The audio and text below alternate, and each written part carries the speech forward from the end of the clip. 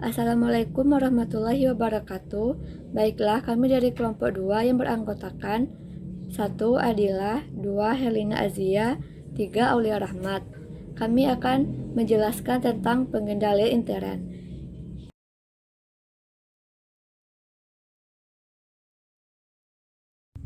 Pengertian pengendalian internal. Pengendalian internal didefinisikan sebagai suatu proses yang dipengaruhi oleh sumber daya manusia dan sistem teknologi informasi yang dirancang untuk membantu organisasi mencapai suatu tujuan atau objektif tertentu. Pengendali internal berperan penting untuk mencegah dan mendeteksi penggelapan atau fraud dan melindungi sumber daya organisasi baik yang berwujud seperti mesin dan lahan maupun yang tidak berwujud seperti reputasi atau hak kekayaan intelektual seperti merek dagang. Ancaman yang dihadapi oleh sistem informasi modern. Jadi, ada dua ancaman yang dihadapi oleh sistem informasi modern, yaitu ancaman aktif dan ancaman pasif. Ancaman aktif merupakan suatu kejahatan yang terjadi pada komputer dan suatu kecurangan berupa pencurian data. Ancaman aktif mencakup pertama, kecurangan, kedua, kejahatan terhadap komputer. Ancaman ini mendasar pada komputer sebagai alat untuk melakukan tindakan yang tidak benar. Penggunaan sistem berbasis komputer terkadang menjadi rawan terhadap kecurangan atau fraud serta pencurian. Yang kedua, ancaman pasif. Ancaman pasif merupakan kegagalan sistem itu sendiri atau kesalahan manusia dalam mengoperasikan sistem, atau karena adanya bencana alam yang terjadi yang mengakibatkan ancaman bagi sistem itu sendiri. Ancaman pasif mencakup pertama, kesalahan manusia itu sendiri, yang kedua, bencana alam. Bencana alam merupakan faktor yang tak terduga yang bisa mengancam sistem informasi. Ketiga, kegagalan suatu sistem. Pengertian fraud. Fraud merupakan tindak kecurangan yang dilakukan secara sengaja oleh satu orang atau lebih. Tindakan fraud ini bisa terjadi pada suatu manajemen yang dilakukan secara langsung atau melalui pihak ketiga. Upaya ini juga bisa dilakukan oleh pihak lain yang memiliki tanggung jawab atas pengelolaan pada suatu perusahaan. Dalam tindakannya, fraud akan memanfaatkan suatu kebohongan yang bertujuan untuk mendapatkan berbagai keuntungan secara tidak adil. Tindakan fraud tentunya bisa melanggar hukum karena di dalamnya terdapat berbagai unsur kecurangan. Jadi, jelas sudah bahwa fraud merupakan suatu bentuk kecurangan atau upaya pelanggaran hukum. Berbagai faktor terjadinya fraud. Dalam kesempatan, terdapat berbagai faktor yang bisa menyebabkan terjadinya fraud dalam satu lembaga atau instansi perusahaan, namun faktor utamanya adalah karena adanya kesempatan yang mendukung karena bisa melakukan kejahatan fraud. Kesempatan untuk melakukan tindakan ini bisa terjadi kapan saja dan oleh siapa saja. Oleh karena itu, tidak heran kita bisa menemukan kabar fraud dari mereka yang justru telah mempunyai jabatan atau kedudukan tinggi pada perusahaannya. Dalam tindakan hukum yang lemah, selain itu, fraud juga bisa terjadi karena penegakan hukum yang berlaku terlalu lemah, hingga beberapa individu akan memulai menyepelekan sanksi hukum yang berlaku di sana. Hukum yang lemah juga mampu membuat seseorang menyalahgunakan kedudukan untuk melakukan berbagai tindakan kriminal seperti fraud. Dalam adanya sifat buruk, selain itu, fraud juga bisa terjadi karena ada individu yang memiliki sifat buruk, seperti tamak dan lain-lain.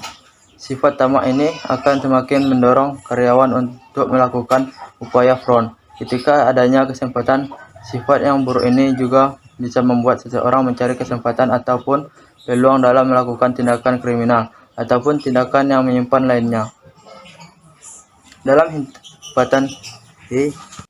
Dalam himpitan ekonomi, kebutuhan manusia sangat mendesak juga bisa mendorong seseorang dalam melakukan tindakan fraud. Beban tekanan hidup yang berat akan merubah seseorang untuk mengambil keputusan yang akan menguntungkan diri sendiri dan tidak memikirkan bahwa ada pihak lain yang mengurangi karena tindakannya. Cara mencegah terjadinya fraud. 1. Sosialisasi SOP anti korupsi. Suatu perusahaan perlu menyampaikan informasi pentingnya tentang anti korupsi. Kegiatan ini perlu disosialisasikan pada semua karyawan dengan disertai sanksi yang tegas dari perusahaan jika ada karyawan yang berani melakukan korupsi. Hukuman ini harus dilakukan dengan tanpa pandang bulu, baik itu pada pelanggar hukum maupun pelaku korupsi itu sendiri. Dengan begitu, diharapkan tindakan korupsi akan bisa diminimalisir atau tidak ada lagi di dalam perusahaan. Sanksi untuk pelaku tindak korupsi ini sebaiknya tidak berani hanya memperingatkan saja, namun harus dibawa hingga ranah hukum. Dengan begitu, akan memberikan pelajaran yang berkesan untuk para karyawan agar tidak melakukan tindakan fraud. 2. Analisa keuangan dengan baik. Tindakan pencegahan fraud juga bisa dilakukan dengan cara lain, yaitu dengan menganalisa keuangan dengan baik sehingga kesempatan ataupun peluang karyawan dalam melakukan tindakan fraud pun bisa berkurang. Tindakan ini penting untuk dilakukan sebaik untuk antisipasi hingga bisa meminimalisir tindakan fraud.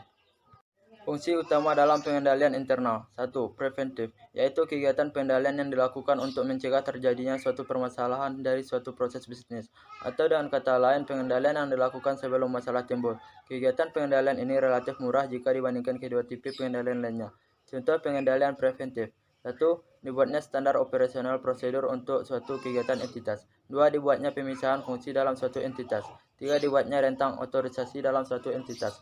2. Detektif, yaitu kegiatan pengendalian yang dilakukan dalam rangka mencari atau mendeteksi adanya suatu permasalahan dan mencari akar permasalahan tersebut.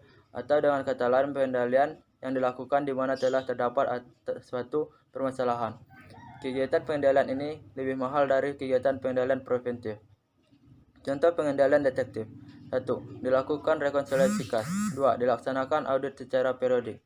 3. Korektif, yaitu kegiatan pengendalian yang dilakukan untuk memperbaiki kondisi jika terdapat suatu permasalahan yang menyebabkan risiko tidak ketercapaian tujuan organisasi yang telah ditemukan pada kegiatan pengendalian preventif maupun detektif.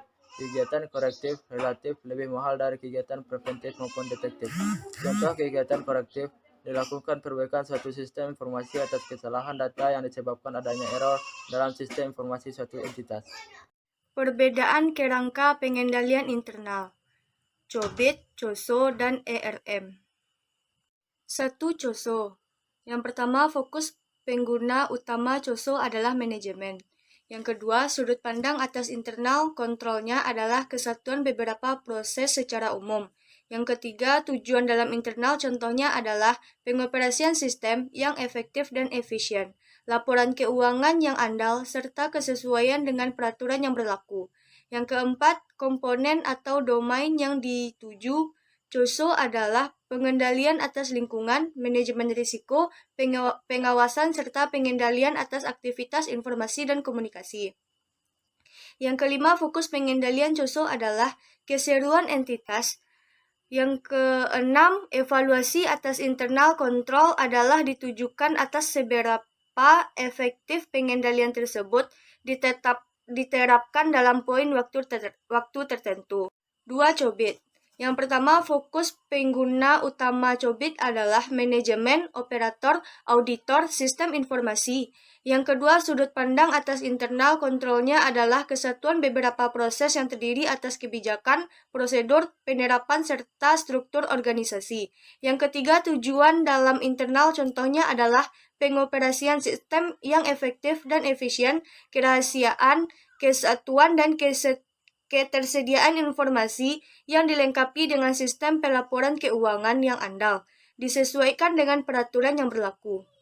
Yang keempat, komponen domain yang setuju COBIT adalah perencanaan dan pengorganisasian, pemanduan dan penerapan, pengawasan atas dukungan serta pendistribusian. Yang kelima, fokus pengendalian COBIT adalah sisi teknologi informasi. Yang keenam, evaluasi atas internal control adalah ditujukan atas seberapa efektif pengendalian tersebut diterapkan dalam periode waktu yang sudah ditetapkan. 3. ERM. Yang pertama, fokus pengguna utama ERM adalah menambah perspektif dan fokus pada manajemen risiko di seluruh lini perusahaan. 2. Sudut pandang atas internal kontrolnya adalah kesatuan beberapa proses secara umum. 3. Komponen atau domain yang setuju ERM adalah internal, environment, objective setting, event identification, risk assessment, risk response, dan kontrol aktivitas. 4. Fokus pengendalian ERM adalah kemampuan organisasi untuk memahami dan mengendalikan tingkat risiko yang diambil dalam mengelola strategi bisnis, ditambah dengan akuntabilitas atas risiko yang diambil. Konsep pengendalian internal.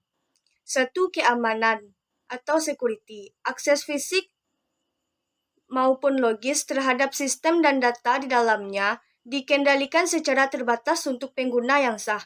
2. Kerahasiaan. Informasi keorganisasian yang sensitif seperti rencana pemasaran, rahasia dagang, terlindungi dari pengungkapan yang tanpa izin. 3. Privasi.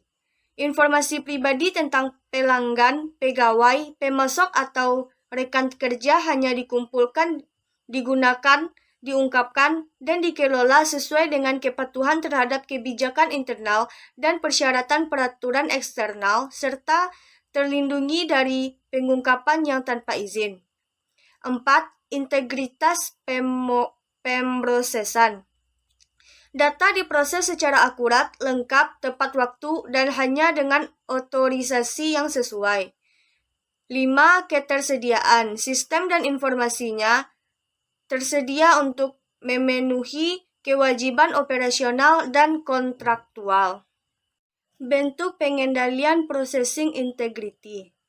1. Input control merupakan salah satu tahap dalam sistem komputerisasi yang paling krusial dan mengandung risiko pengendalian masukan yang dirancang dengan tujuan untuk mendapat keyakinan bahwa data transaksi input adalah valid, lengkap, serta bebas dari kesalahan dan penyalahgunaan. Input control ini merupakan pengendalian aplikasi penting karena input yang salah akan menyebabkan output juga keliru, jika yang masuk sampah pula yang keluar. 2. Processing control ialah pengendalian internal untuk mendeteksi jangan sampai data, khususnya data yang sesungguhnya sudah divalid, menjadi error karena adanya kesalahan proses. Tujuan pengendalian pengelolaan adalah untuk mencegah agar tidak terjadi kesalahan-kesalahan selama proses pengelolaan data. Pengendalian proses merupakan bentuk pengendalian yang diterapkan setelah data berada pada sistem aplikasi komputer. 3. Output control. Pengendalian keluaran merupakan pengendalian yang dilakukan untuk menjaga output sistem agar akurat, lengkap, dan digunakan sebagaimana mestinya. Pengendalian keluaran output control ini didesain agar output atau informasi disajikan secara akurat, lengkap, mutakhir, dan distribusikan kepada orang-orang yang berhak secara tepat waktu dan tepat waktu. Metode pengendalian bersifat preventif objektif. Misalnya ialah perlunya disediakan tabel atau matriks pelaporan, jenis laporan, periode laporan, dan siapa pengguna, serta checklist konfirmasi tanpa diterima oleh penggunanya. Prosedur dalam permintaan laporan rutin atau permintaan laporan baru. Demikian presentasi dari kelompok 2. Mohon maaf atas segala kekurangan. Assalamualaikum warahmatullahi wabarakatuh.